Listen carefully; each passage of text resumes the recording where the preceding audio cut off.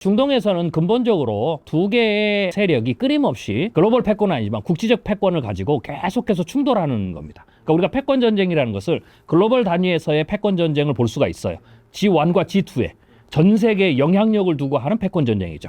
그런데 국지적인 패권도 있습니다. 예를 들면 동아시아에도 패권이 있죠. 한중일이 계속해서 동아시아에 오랫동안 수천 년 동안 패권에 대한 경쟁을 했던 것처럼, 그리고 중동에서도 그런 어떤 패권 전쟁을 하는 곳입니다. 그래서 그 세력이 뭐냐면 이스라엘과 아랍 국가, 그리고 또 하나는 아랍 국가 안에서도 이슬람 국가 안에서도 사우디의 중심 국가와 이란이 중심이 되는 국가, 뭐 이런 국가들이 패권 전쟁을 했죠. 그래서 그런 부분들이 끊임없이 중동 안에서도 국지적인 패권 전쟁이 계속해서 유지되는 그런 이유다라고 봐야 되고요. 그런 어떤 연장선에서 중동은 뭐 이번에도 이스라엘과 하마스의 전쟁이 트럼프 2기 때 종결이 된다 해도 중동에서 영원한 영구적인 평화가 유지되는 건 아니고요. 또 끊임없이 언젠가 또다시 그 힘의 균형이 깨지면 전쟁은 또 일어날 수 있는 그런 지역이죠. 이런 상황을 잘 대처하기 위해서는요, 한국은 국제 변화에 대해서 패권의 변화라든지 또 힘의 균형이라든지 이런 부분에 있어서 외부의 변화의 흐름을 민감하게 조금 모니터링하고 포착하는 게 굉장히 중요합니다.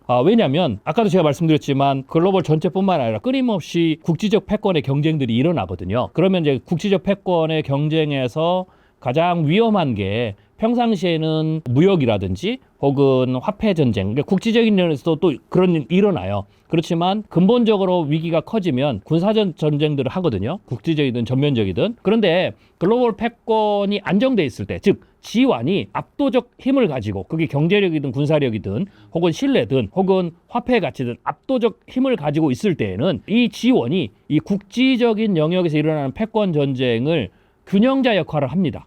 그래서 그 패권 전쟁이 군사적 충돌로 일어나지 않도록, 전쟁이 일어나지 않도록. 그런데 지금 상황은 G1에 해당되는 미국이 이 압도적 힘을 잃은 상황이에요. 그렇기 때문에 이제는 미국과 중국이 전면전을 하느냐, 미국과 러시아가 전면전을 하느냐, 이거는 별개의 문제라도 끊임없이 국지적인 영역에서 국지적 패권 다툼이 계속해서 일어날 수 있다라는 거죠. 그런 측면이 지금 전 세계에서 일어나고 있는 부분이기 때문에 우리나라는 그러한 부분에 있어서 꼭 우리가 전쟁에 참여하지 않더라도 우리는 이제 그런 나라들과 경제적인 교류를 해야 되기 때문에 또 무역을 해야 되고 하기 때문에 그런 변화들을 눈여겨볼 필요가 있다. 그게 이제 첫 번째로 우리나라가 해야 될 중요한 일들이다라고 볼 수가 있죠. 국지적 패권 전쟁이 일어나는 영역들은 국지적인 영역에서 서로 충돌이 되는 어떤 지점들이 있어야 됩니다. 국지적 패권이 일어난다고 해서 뭐 전 세계 도처에서 뭐 모든 곳이 다 일어나지는 않고요. 그 조건들이 형성돼야 되는데, 그거는 우리 과거 역사를 보면 자주 일어났던 곳, 그러니까 국지적 패권 전쟁이 자주 발생한 곳은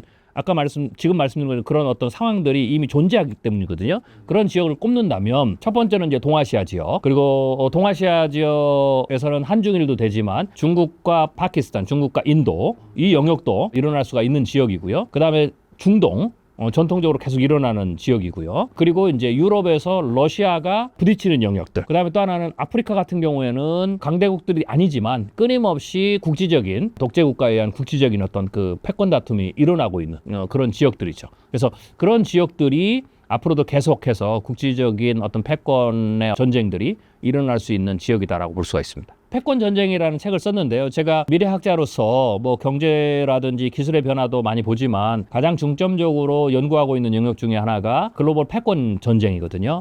제가 이제 뭐 미중 패권 전쟁의 책을 여러 권을 썼지만 이번 책은 우리가 그 패권 전쟁을 바라볼 때 혹은 향후의 패권 전쟁 양상이 어떻게 일어나는 것인가, 그리고 지금 일어나고 있는 패권 전쟁이 어떤 이유에 의해서 어떤 양상으로 진행되는가에 대해서 근본적인 원인들을 좀 살펴보기 위해서 제가 인류 역사 전체에 있어서 패권국이 끊임없이 바뀌었는데 바뀔 때마다 어떤 이유로 바뀌었고, 또 바뀌고 나서 그 다음에 또 패권 전쟁이 일어나면 과거의 패권 전쟁에서 학습 효과가 일어나기 때문에 패권 전쟁 양상이 또 달라지거든요. 이제 그런 부분들이 어떠한 패턴에 의해서 만들어지는지, 뭐 이런 부분들을 큰 틀에서 근본적으로 연구한 책이다라고 보시면 될 것 같습니다. 그래서 이 책을 좀 읽으시면 현재 미중 간에 벌어지고 있는 다양한 현상적인 어떤 충돌들, 그게 관세 전쟁도 그렇고 막 다 그런 거거든요. 그게 보이기에는 무역 전쟁이고 관세 전쟁이고 뭐 공급망의 뭐 재편이고 뭐 기술 전쟁이고 하지만 근본적으로는 글로벌 패권을 차지하고자 하는, 그리고 또 유지하고자 하는 그런 어떤 욕망에 의해서